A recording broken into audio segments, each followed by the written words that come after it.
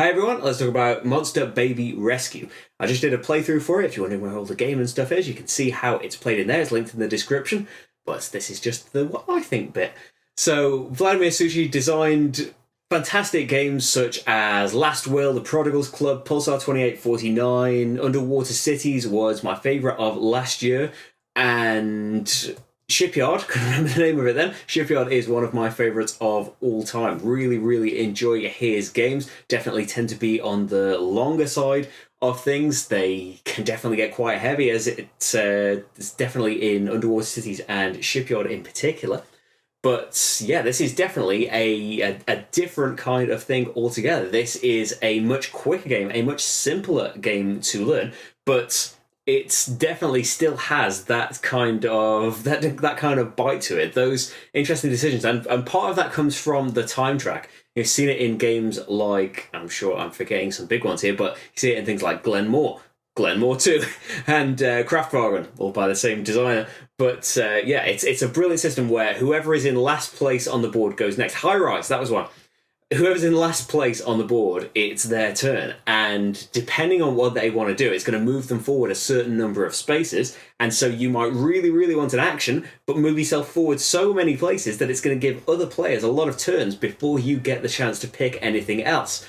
And it's such a fantastic system, works brilliantly here as well, in that things come out that you are desperate for. You really want to avoid getting punished. You are one step away from a goal that's out there. You are desperate for these things, but is it worth potentially giving everybody else more turns? In terms of skipping forward 4 spaces, do you want to give everybody else basically a free tile? They could take two steps before you get a turn again. And so are the things that you are jumping forward extra steps for going to be worth the potentially extra stuff that you are giving to people? And there's no penalty for having extra tiles, having more tiles than anyone else. So yeah, you have to worry. It's in Glenmore there is more rubber banding in that, and it can be a bad thing in having too many things. But this is more in the Kraftwagen style of things, where you jumping ahead too far is just giving everybody else just free reign to get loads of extra things. But are they going to be as useful just because they were there, just because they were cheap? That's kind of the balancing act of it all. It's very tight as well, in that if you saw the playthrough, it didn't take that long to film. It says 20 to 40 minutes on the box. Definitely, for 2 players, definitely around a 20-minute game.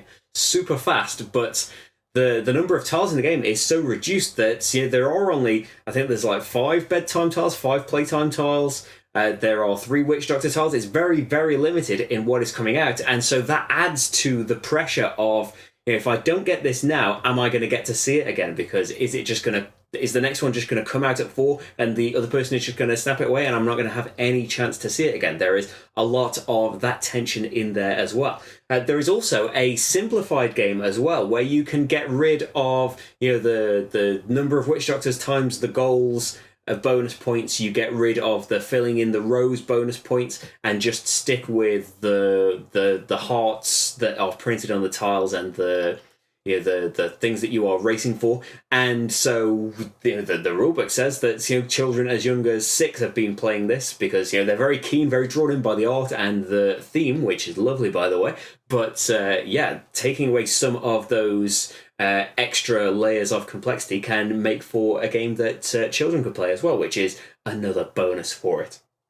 I think that if you do tend to be a fan of those meatier things and you don't really play the light side of things, that's where you're going to be disappointed, isn't it? But for me, I am just, as I mentioned, I'm on board whenever a new game of Vladimir's comes out. And I'm glad that it seems to be a more frequent occurrence now as well lately. But I really, really enjoy that. We can get one of these experiences in such a short amount of time as well. Those other games that I mentioned that use time tracks, they are full, 90-minute or longer games. And, well, Glenmore's maybe an hour. But, to have this in such a tight little 20-minute package is brilliant too. And it's got nice variability between the goals. There's a lot of them. You can flip them to... You flip them around, and whatever side they land on is going to be the goal for this game. I'll say that with 2 players, it would be nice if there were fewer of those out there. I can understand why there are so many in a 4-player game, but it would maybe be nice to only have a certain number of those come out in a 2-player game, just so there are more focused things to chase for, whereas you can kind of, maybe not in the playthrough, but you can kind of, okay, I'm going to go for these body parts, I'm going to go for these other things, and you can be in a situation where you just get as many goals as each other. Not saying that they're going to be exactly the right points values, but yeah, if they were limited to a smaller number there, then it would be nice to have the focus going on certain things, like we really, really need to work on getting everything to level 3 this game, because yeah, that's, you get rewarded for the head and the body and the legs being level 3 and then the whole body and stuff, and yeah, it would make for a lot more competition on certain tiles. And I think as well, it's nice that there are the endgame scoring tiles, and they are double-sided and can be flipped either game. But there are 3 goals, I believe, out of the 8 that you can have, 'cause it's 4 double-sided ones in the prototype anyway. There are 3 of them that are the number of things you have relative to other players. So, you know, the most bedding first, second, and third place, and it's like 5 points, 3 points, 1 point for first, second, and third place. In a 2-player game, it would be nice if that had some kind of extra rule that maybe the second place gets the third place points, so there's more of a difference, more drive to compete, whereas I could have, you know, 4 pieces of bedding and you could just have 1 and you still get second place. If I've had to get more tiles to do that, yeah, that's a little bit of a thing. Or things like, is it Cosmic Runner Regeneration, where it had a scoring system of, instead of getting points for first and second place, you got the points equal to the difference in between what the players have. So if I had 5 and you had 1, then I would get 4 points for being 4 ahead of you. That would be a nice extra thing as well. It's a shame that the way that the tiles are laid out, you have to have one of those in the game. But yeah, that's just a minor thing. Overall, I do really, really enjoy the game, and it's a lovely, tight, fast-playing, but still crunchy experience, whilst, you know, rescuing beautiful, cute little monster babies. Anyway, the playthrough's there. Make your own minds up. Bye.